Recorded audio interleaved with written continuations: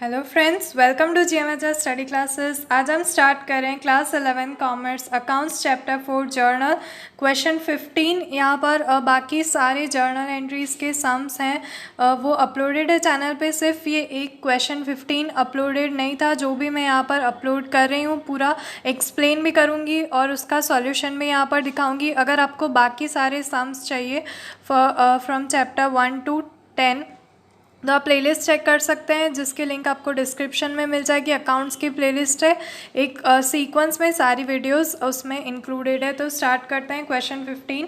N accountant has written following journal entries without narration. You are required give information for transaction from the following journal entries. अब यहाँ पर किसी ने narration without any narration किसी accountant ने ये सारी जर्नल एंट्रीज प्रिपेयर कर दी है और अब हमें इन जर्नल एंट्रीज को देखकर नरेशन जो है वो लिखनी है। तो यहाँ पर हम सारे ट्रांजैक्शन जो है उनके लिए नरेशन यहाँ पर प्रिपेयर करेंगे। तो फर्स्ट ट्रांजैक्शन आप देख सकते हैं, इंश्योरेंस कंपनी अकाउंट डेबिट लिखा है, loss due to accident account debit और टू परचेज अकाउंट क्रेडिट। तो आपको सारी जर्नल एंट्रीज़ पहले तो पता होनी चाहिए कि इस तरह की जर्नल एंट्रीज़ की हो तो उसका नरेशन यानी कि एक्चुअल में क्वेश्चन क्या था, ट्रांजैक्शन क्या था, उसी को नरेशन कहते हैं। तो फर्स्ट ऑफ ऑल यहाँ पर जैसे कि दिखाया गया इंश्योरेंस कंपनी अकाउंट डेबिट यानी कि इंश्योरेंस कंपनी अकाउंट जो है वो डेबिट हुआ यानी कि इंश्योरेंस कंपनी से रिसीव्ड हुए हैं 2000। लॉस ड्यू टू एक्सीडेंट, अब यहाँ पर जो लॉस हुआ है वो डेबिट साइड है यानी कि हमारा लॉस हो चुका है बिजनेस से, एक्सपेंसेस हो गए। एक्सपेंसेस जो होते हैं वो डेबिट साइड जाते हैं, तो 400 के एक्सपेंसेस हुए हैं। और टू परचेज अकाउंट यानी कि टोटल जो गुड्स डिस्ट्रॉय हुए हैं, लॉस जो हुआ है एक्सीडेंट में, वो टोटल गुड्स 2400 के डिस्ट्रॉय हुए हैं, जिसमें से 2000 इंश्योरेंस कंपनी ने रिटर्न कर दिया और बाकी के 400 रुपीज़ का जो है वो लॉस हो चुका है।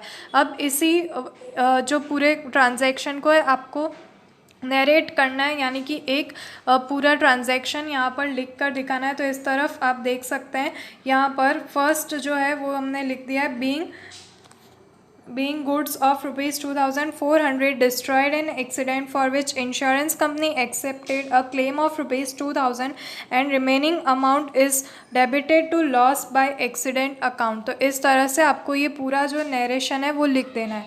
Next transaction bank account debit to interest account. अब आपको पता होगा जो भी हमारी इनकम्स होती है वो हम क्रेडिट साइड लिखते हैं। तो यहाँ पर बैंक अकाउंट डेबिट हुआ है यानी कि बैंक ने हमारे अकाउंट में डाल दिया, तो बैंक अकाउंट डेबिट हुआ है। और टू इंटरेस्ट अकाउंट क्रेडिट है, बिकॉज सारी इनकम्स जो होती है वो क्रेडिट साइड दिखाई जाती है। तो 500 रुपीज़ बैंक इंटरेस्ट रिसीव हुआ है, तो इसको यहाँ पर दिखाना है। Second date being interest of rupees 500 credited by bank, इस तरह से आप यहाँ पर दिखा सकते हैं। नेक्स्ट थर्ड है cash account debit to bicycle account.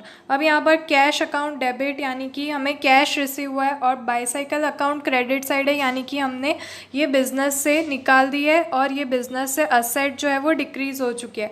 तो 1600 रुपीज़ हमारे बिजनेस में आ गए। तो अब इसका ट्रांजैक्शन जो है नरेशन वो हम इस तरह से लिखेंगे, being sold old bicycle for rupees 1600 for cash, तभी हमें कैश रिसीव हो चुका है। नेक्स्ट फोर्थ डेट का ट्रांजैक्शन देखते हैं, bank account debit to dividend account. Bank account debit हुआ है, अगेन डिविडेंड रिसीव हुआ है, इसलिए ये इनकम है जो क्रेडिट साइड दिखाई गई है और बैंक में अमाउंट जो है वो हमारे आ चुकी है, इसलिए यहाँ पर 700 रुपीज़ दिखाए गए हैं। तो हम यहाँ पर लिखेंगे being dividend of rupees 700 credited by bank.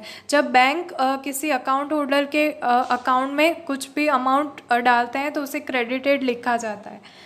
Next fifth देखते हैं, cash account debit discount account debit to sales account credit. तो यहाँ पर अब to sales account credit side आया यानी कि बिजनेस से सेल्स हुई है 8000 रुपीज़ की, जिसमें से कैश रिसीव हुआ है 7200 रुपीज़ और डिस्काउंट जो एक्सपेंसेस होते हैं वो डिस्काउंट दिए हैं यहाँ पर 800 रुपीज़ के।